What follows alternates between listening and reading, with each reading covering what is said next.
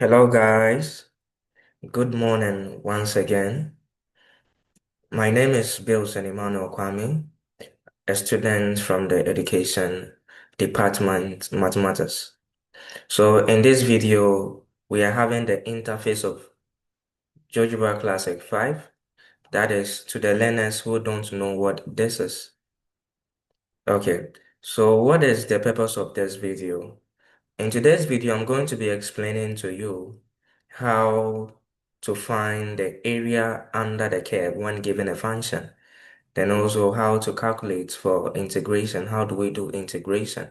So the concept is everything about integration, right? I want to give you that deeper understanding so that you wouldn't only be having the concept or how to do the mathematics of the integration, but you also be having a visual understanding of what integration is all about. Okay, so follow me in the video. Let's get started. Good. So our main focus or the kind of functions we'll be using will be polynomial functions. So we'll be looking at how to integrate polynomial functions.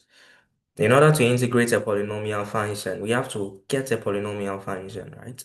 So let's come to the input field. Then we create a polynomial function. So I'm going to start, and the polynomial function that we are going to use is a polynomial function of degree 3, right? We can also use that of degree 2, right? So let's begin. Let's start with degree 2, then as we are going, we upgrade to degree 3. So let's create, we can say that x squared plus maybe 2x. So let me make it x squared plus 4x plus 4. Right.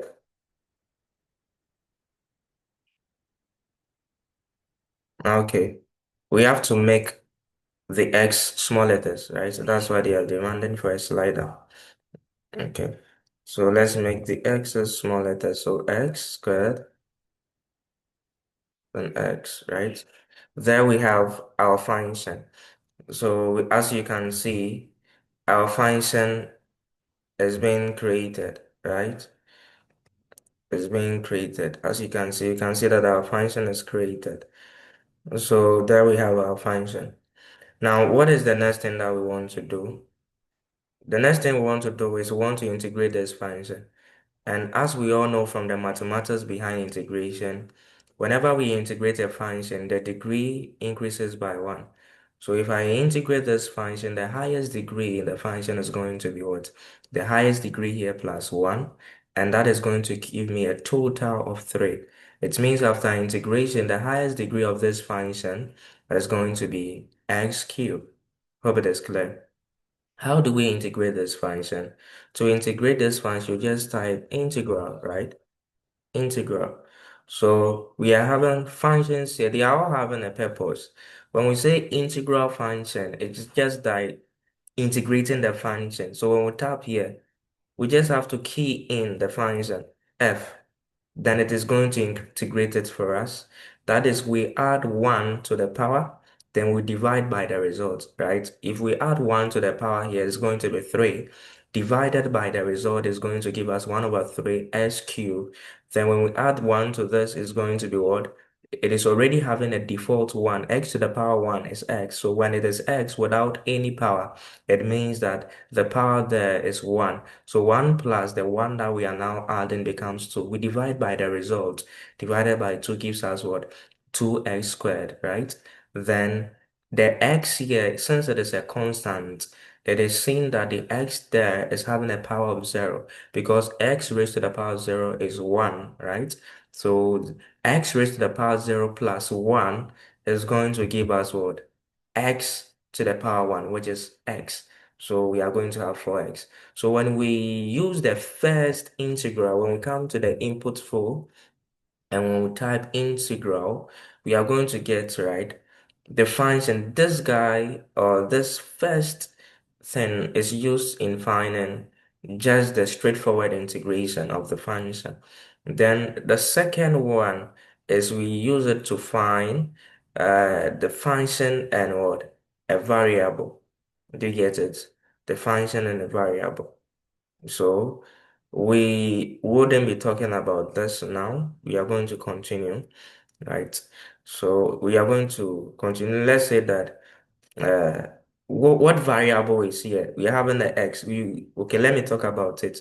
So the function that we are talking about is f, right? Is is f, the function f.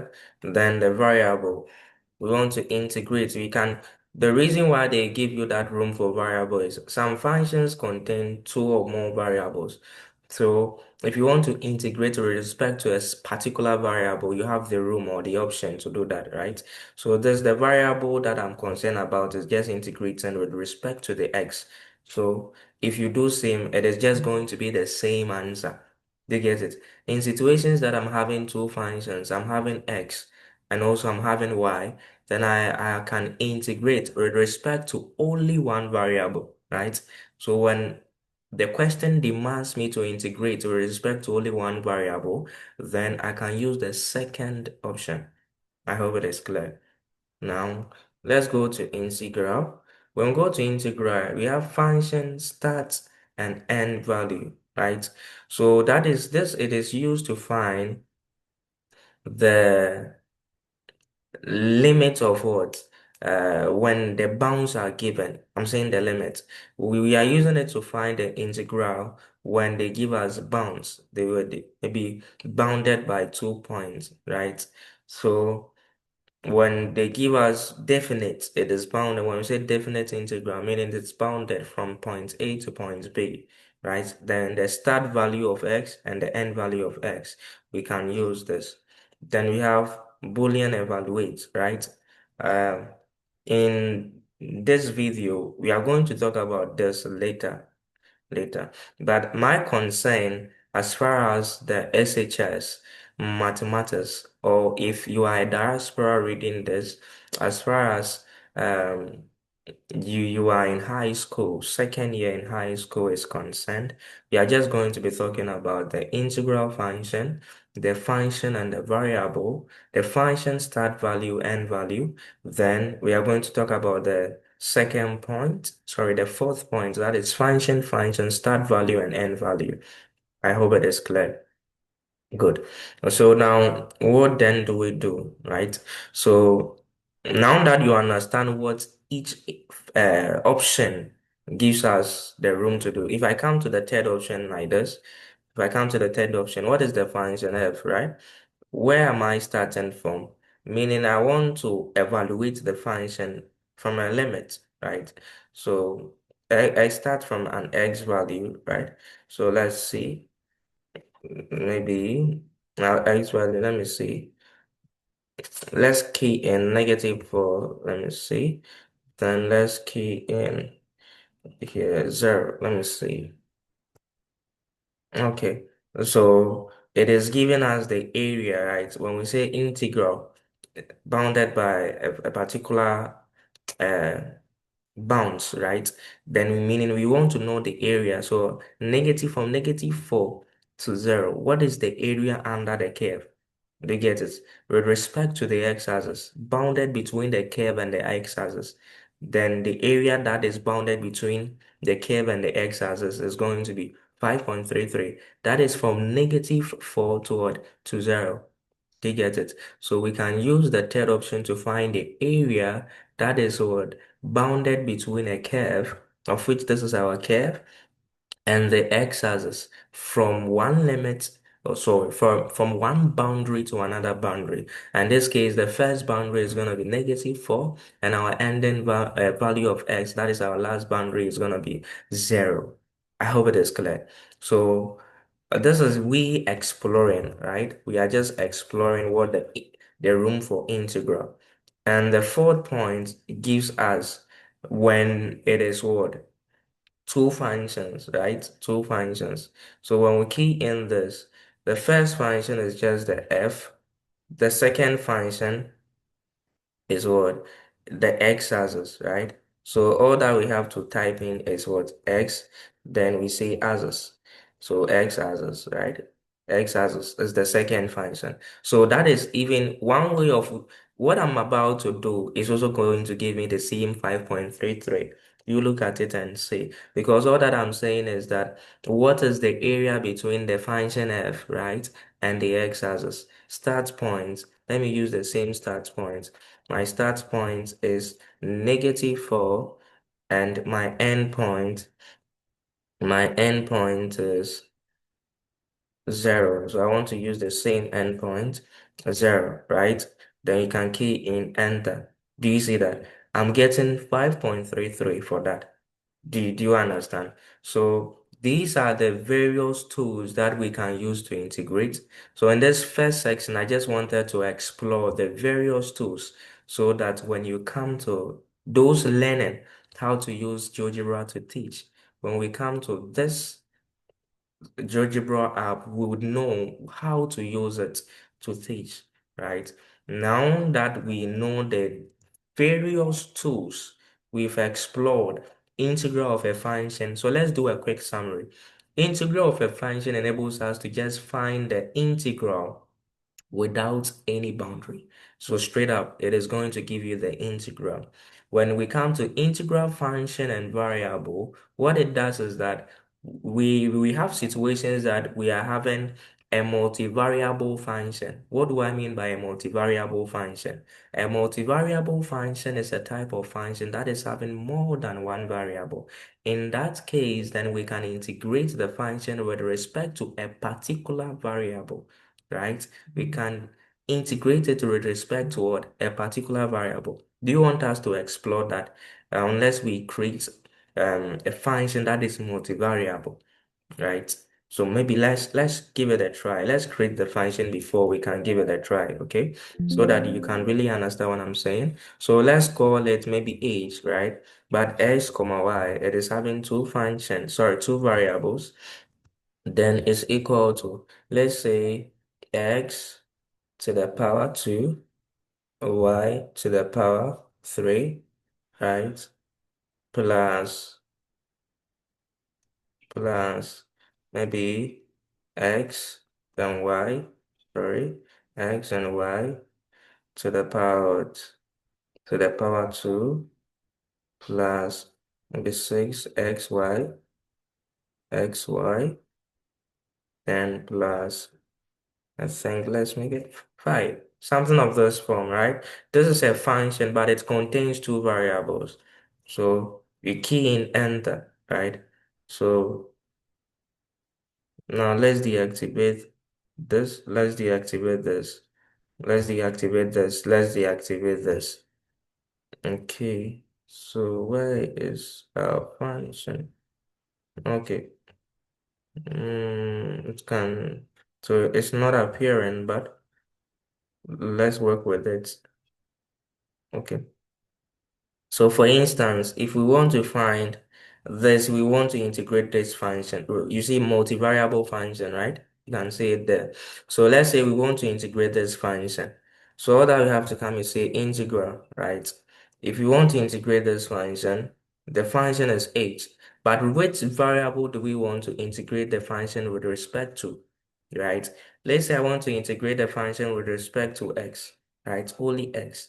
Then it is going to give me what? The answer. Meaning that integration was done with respect to what? Only x. So how do we do integration with respect to only x? It means that the y value is a constant, is seen as a constant. Do you get it? It's seen as a number.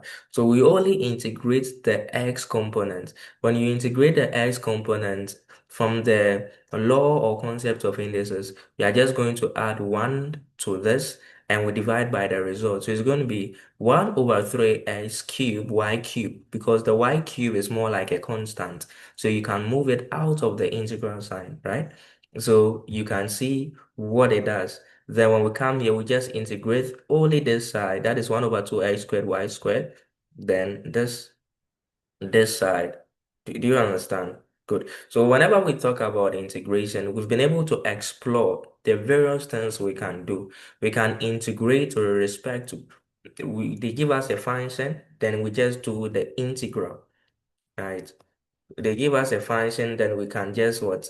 Integrate the function. This is what it is, right? They can give us a multivariable function. Then we can do what? We can integrate with respect to a particular variable. So when we integrate with respect to a particular variable, then we can use this second option. But if we want to find the area bounded by maybe the x, this automatically uses the x-axis as default, right? So bounded by the x-axis and the function, then we can use this option. When you come to the fourth option, that is when we're having two functions, right?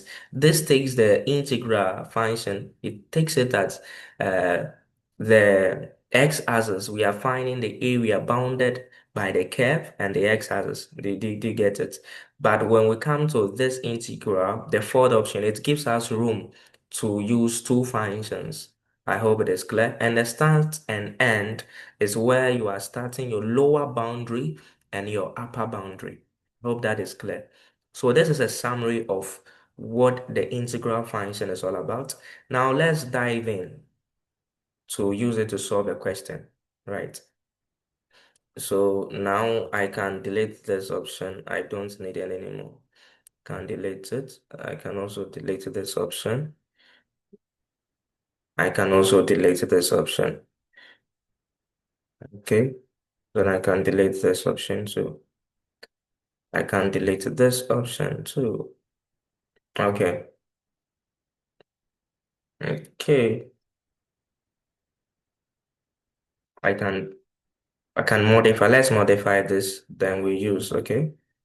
Let's modify this.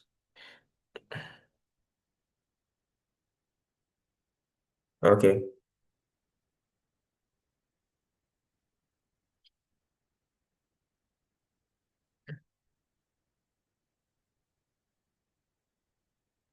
Okay. We can modify it here instead. I'm coming. So let's modify it here instead.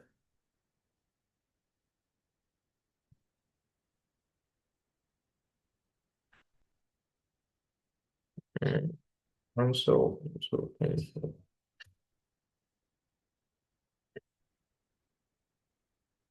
Yep. Let's do this. Okay. Okay. Okay. So let's create a function, a new function. Okay. Let's create a new function. So let's say that we are having a new function x cubed plus 6x, sorry, plus 6x squared. Let me reduce this number to maybe 4x. Okay. Then maybe, okay. Then plus 2x. Okay. Then let's make, we are just modifying it plus 2. No, plus 5. No. Okay, this is okay. Okay. Minus 10.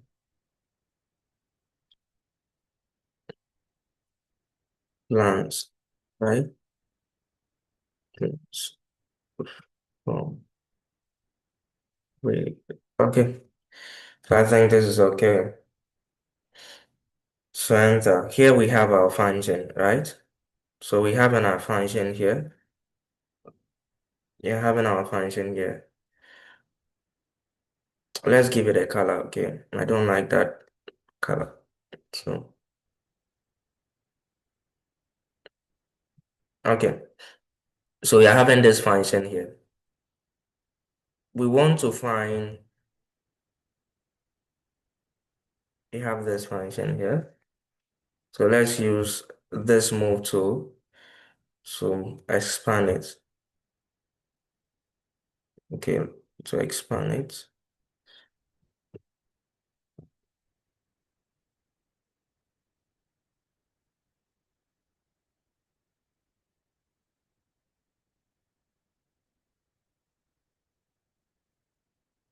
Okay,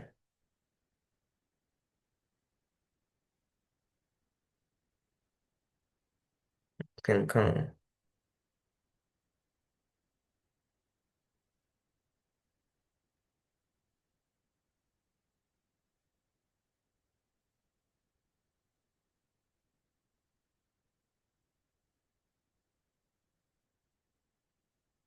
Okay, now I want to modify the function.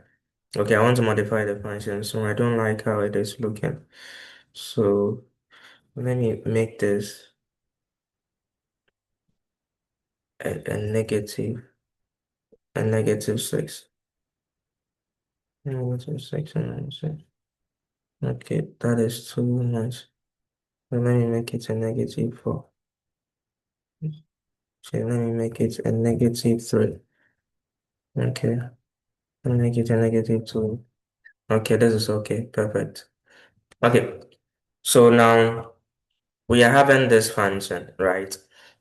Then the question is, we want to find the area under the curve. So we have the regions here. Let me create A. Okay, let me create. Coming.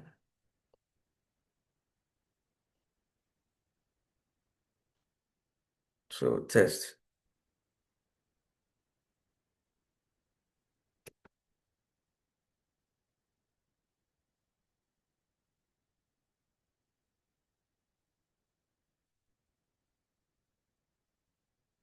So the area between the curve and the x-axis, we call it the area under the curve. You can see that it is under the curve.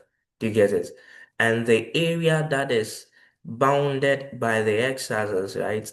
And the B, as in the curve, it is over the curve. So we call it the area over the curve. This is under the curve, and this is what? Over the curve. I hope it is clear. So that was what I want to uh, clarify so that you would know that this is area under the curve and this is area over the curve. Now let's proceed. To continue, we want to find, we can even delete it, right? To continue, we want to find the area under the curve, right? We want to find the area under the curve. And we are having, let me say, yep, three ways of doing that. We can do that by using the lower sum. We can do that by using the upper sum. We can do that by using the trapezium what? The trapezoidal rule, using the trapeziums to do that. Do you get it? Then we can also do that. That is the final way by using the normal integration with limits. Hope it is clear. But before we do that, we have to create a point, right? So let me create a point. Create a point, then object. I want the point to be on the x-axis, so all that I have to do is x, then axis, right? We spell axis, then we key in enter. We do this another one again. So we say point, object, we have the x and axis, right? We key in another point. So we have all these points can only move along the x-axis. They can't move on the x-axis, on the y-axis. They can only move on the what? On the x-axis. So we want to find the area under the curve, right? From this side, okay, to this side, okay, from this side to this side. So in order for us to find the area under the curve from B to A, we know that when we come to the integral, we have the area under the curve and the function to get it. Like I explained before, when we take this option, it is using x-axis as the area between the curve and the x-axis by default. Do you get it? So the function is what? F. The start point is what? The point B. The point B. And the end point is what? Is the point A. The point A. When we key in, it says that illegal arguments.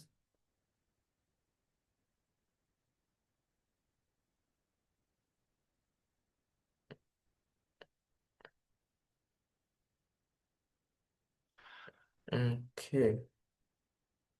Mhm.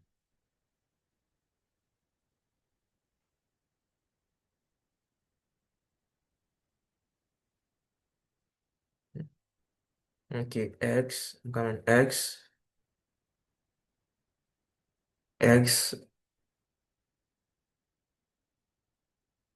X, B,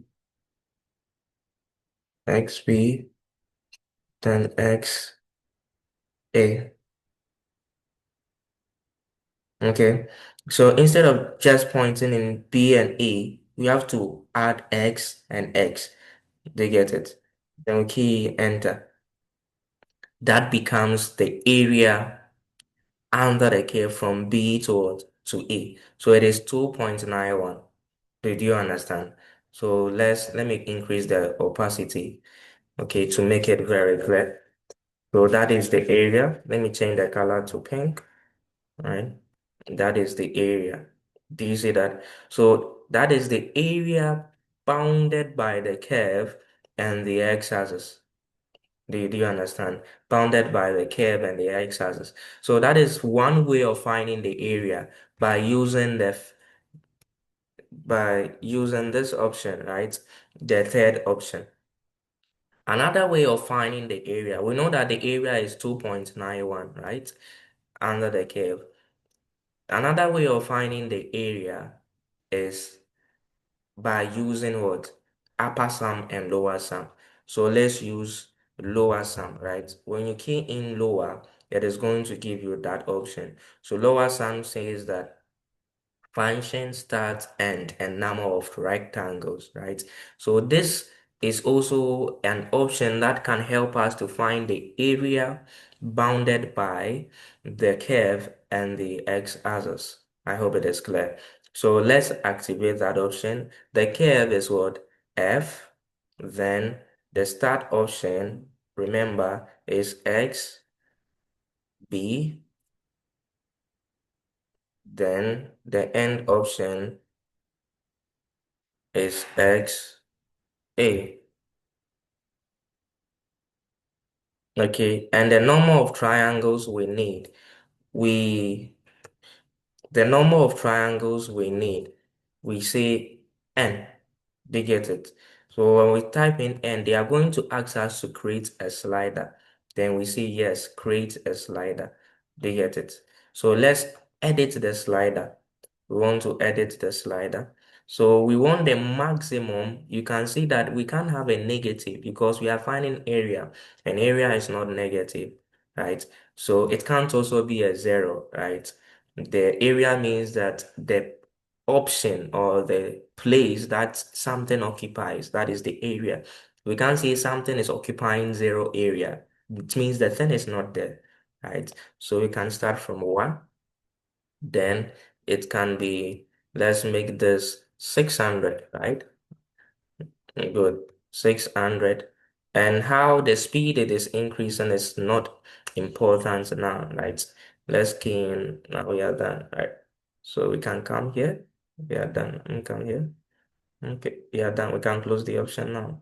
Okay, now we are done. So it means that it goes to what?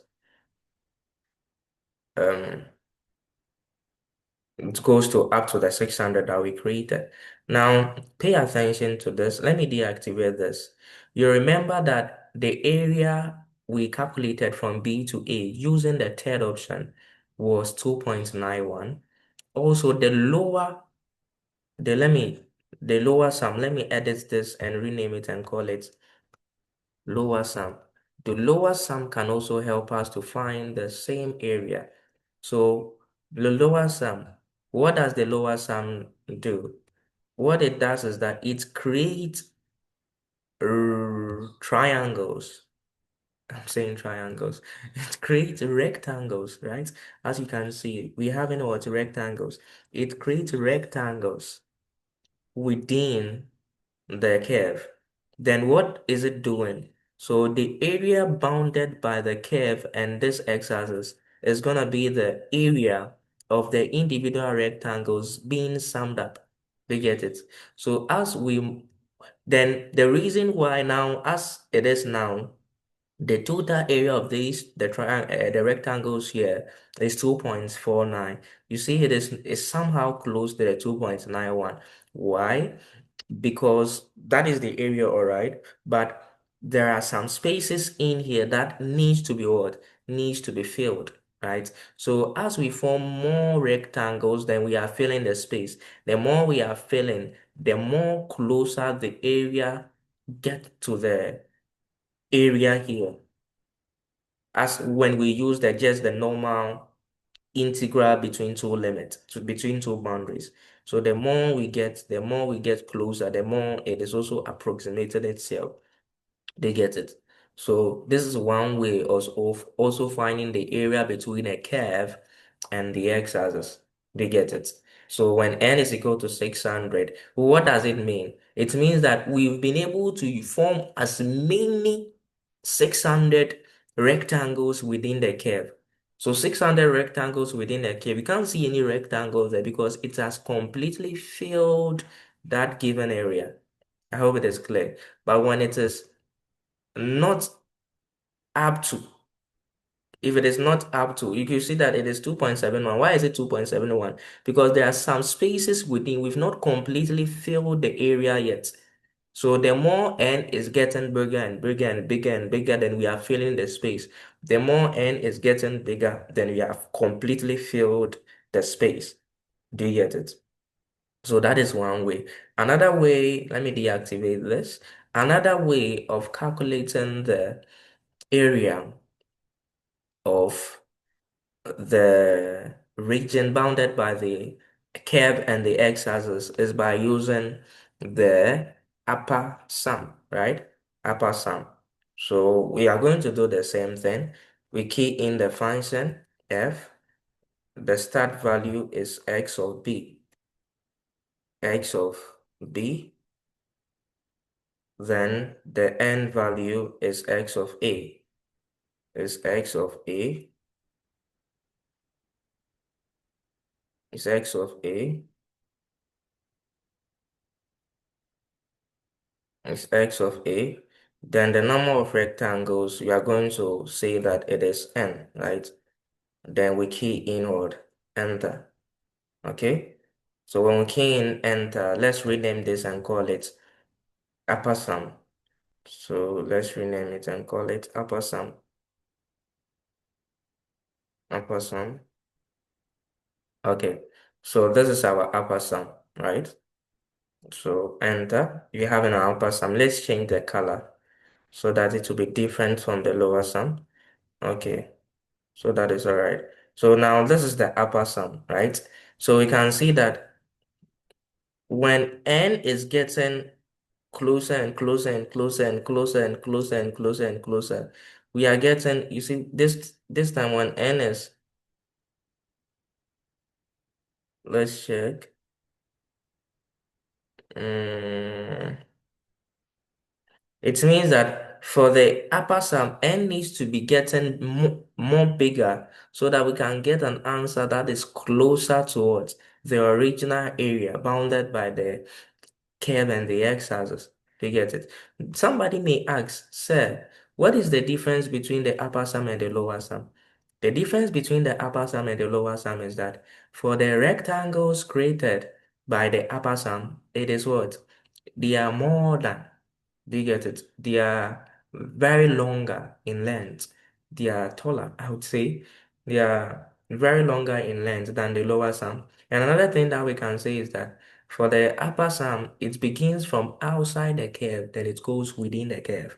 But from the lower sum, it moves from within the curve, then it can never go to the outside of the curve. Do you get it? So if you look at this, it start from within, then it can never go out, right? But for the upper sum, it start from what? Outside, then it it it goes within, right? It goes within. To get it. If I'm to increase the slider, let me change the option. Let me change the option. So if we come here, let's change the option. Then the slider, let's make it 700, okay?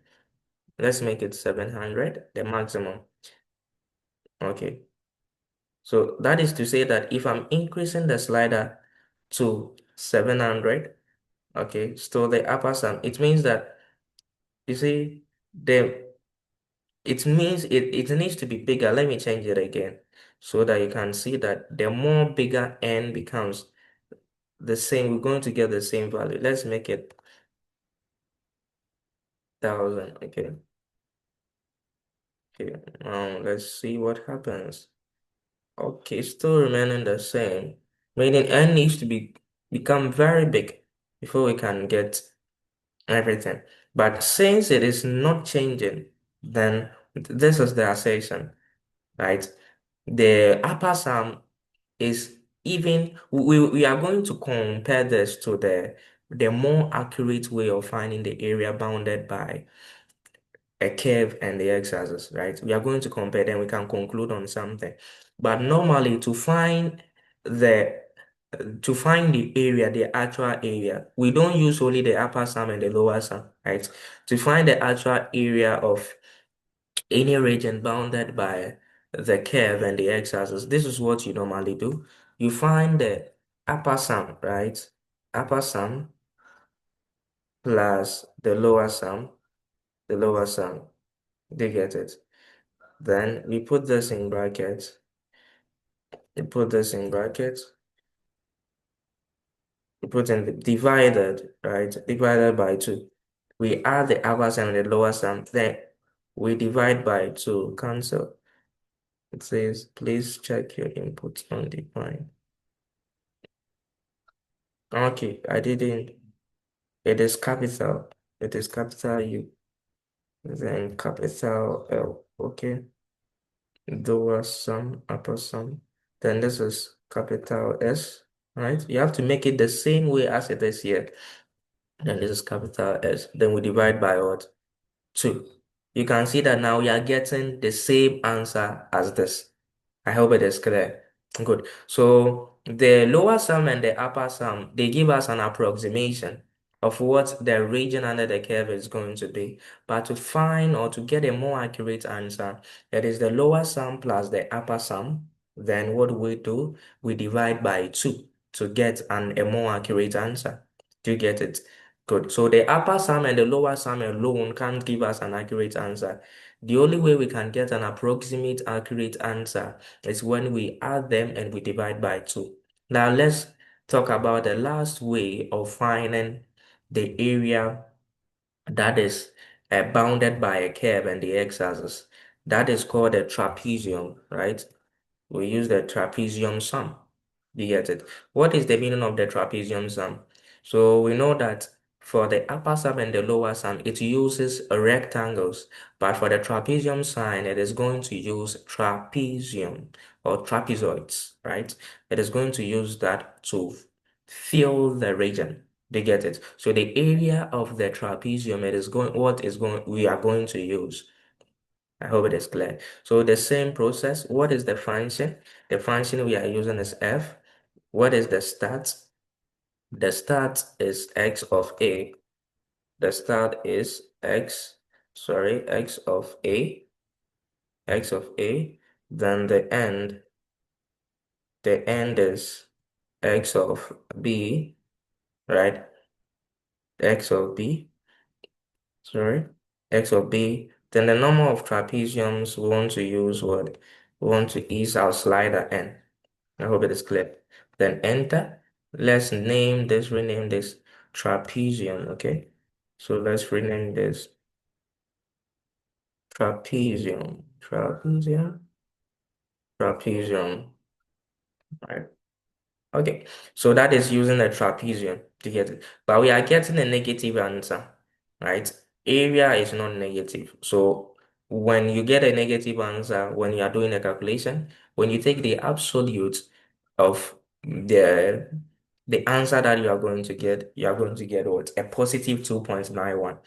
You can see. So among the lower sum and the upper sum, the more accurate way of finding the area bounded by the curve and the x-axis is by using a trapezium. So what does the trapezium do? It's it creates more trapeziums, right? If you look at this is a trapezium, right? The area of the trapezium. So you can see that the trapezium fills much space than the rectangle. When we come to the rectangle, let me deactivate here. You can see that the rectangle, as compared to the trapezium, let's change the color of the trapezium so that you can see what I'm talking about. So, okay, then let's increase the opacity of this. Okay. Good. Now we can talk about it. You can see that the rectangles here, there is much space within, right? At n equals 6. But the trapezium has already covered most of the part. Do you see that? So we can say that the trapezium is more accurate in finding the area of the region bounded by the curve and the x-axis. I hope it is clear. So before I bring my presentation to an end, I hope you've learned something, how to calculate the area using the lower sum and the upper sum. And I told you from the beginning of the video the various tools that we can use to find the integration or the integral of a function. All right. Now let's find the area. Right. Let me deactivate this. I want us to find, let's find the area. Let's find the area. So one thing that we can do, right, after that we are done, is we can animate this. We can animate this if you want to do that. You can animate this, then we can also animate this. We can animate this, right? Then what do you think is happening? It is calculating the area at every function, at every region, right? So when it comes here, it does calculate the area. When it comes here, it calculates the area. When it comes here, it calculates the area. That is all that is happening. Okay. So let's turn off animation. Let's turn off animation. Okay. Now let's open a new window. Then we talk about our finals and then we are done. Okay. So let's come here. In this section of the video, I'm just going to be talking about how do we find bounded by the area bounded by two curves. Okay, the area bounded by two curves. Good. So let me use one example to explain. So for instance, if we have x squared,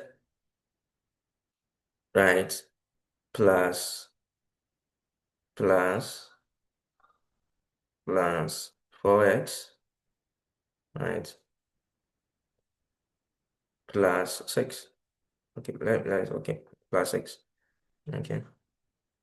Then let's say we have another function, x squared. Okay. So let's make this minus. Okay. So let me see. Minus 2, minus 3, just okay. So minus plus, let's say plus 4x. Okay, let's make it. Okay, 4x is okay. Then plus minus 4. Minus 4. Okay, let's make it. The reason why I want them to intersect, that is why I'm modifying them. Okay, let's make it a positive so that it comes up. So 6, something like 6. Oh, sorry, plus 6. Okay, let's reduce it, plus 4, plus 3. Okay, then let's shift it. 3, 3, 10. Okay, okay. Let's see. What's happening if I make it 3 minus 3? Mm-hmm.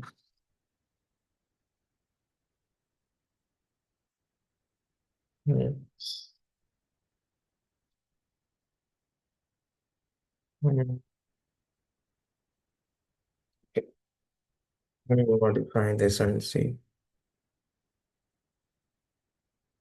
Hmm.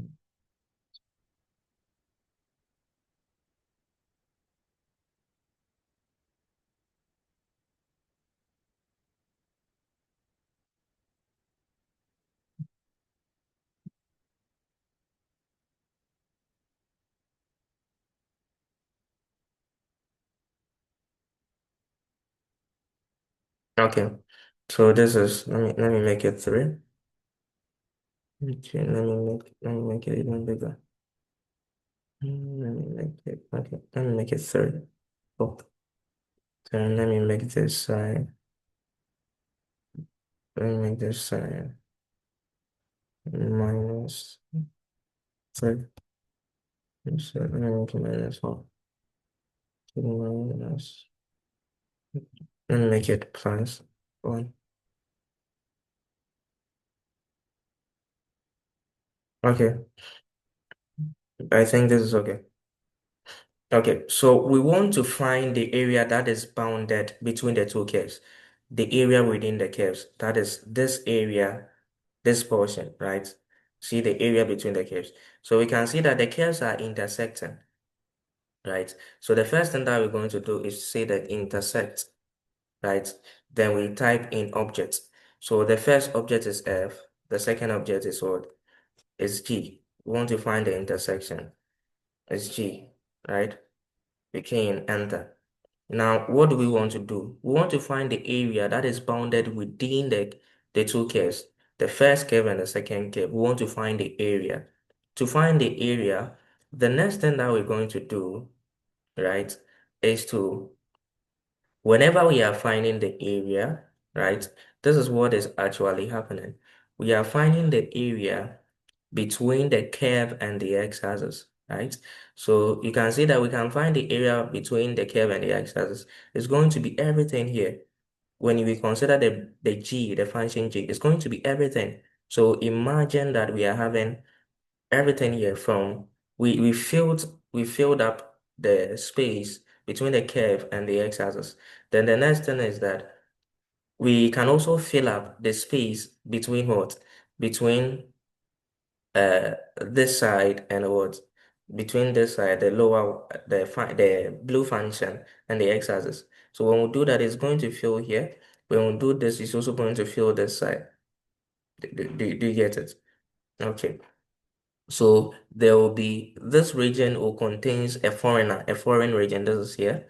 Then this region is also going to contain a foreign uh is going to contain a foreigner, which is this side. So this side and this side are not parts. Did you get it? Okay. So mathematically, we're going to do subtraction. When we subtract the area of the upper function minus the area of the lower function, is going to give us the area bounded by the two functions, right? Two curves. So how do we do it here? We say integral, right?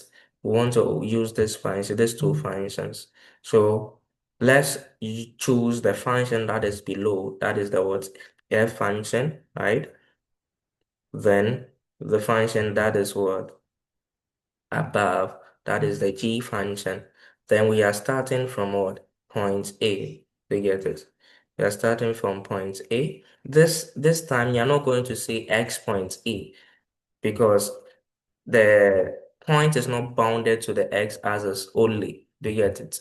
If it is bounded to the x-axis only, then we use the x, then we type the point name, point B. Okay.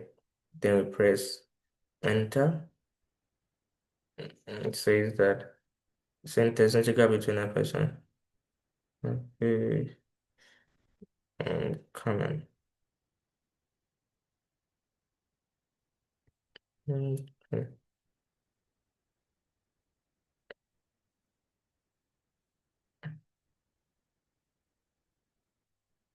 And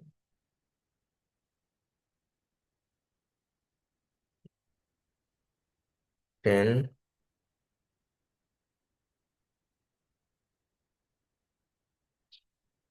and take B. Okay.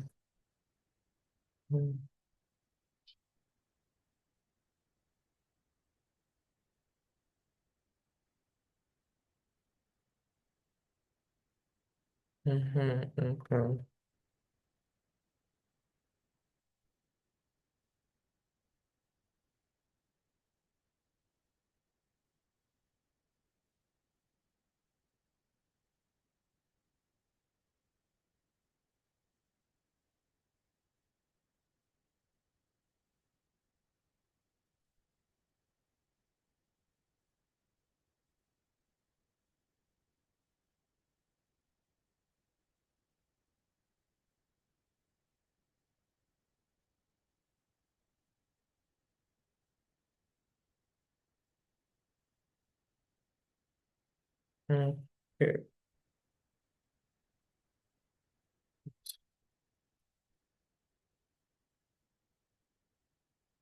So from A,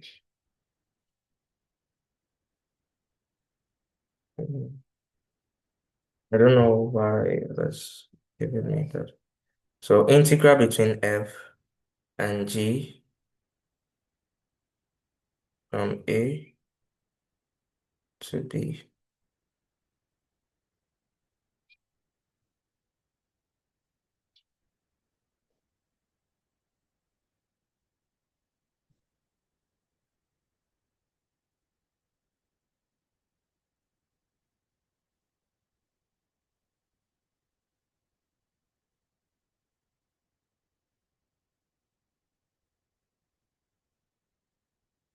Yeah. So this is where I'll bring the video to an end. In my next video, I'll figure out the problem and upload it. Okay. So see you. Bye bye.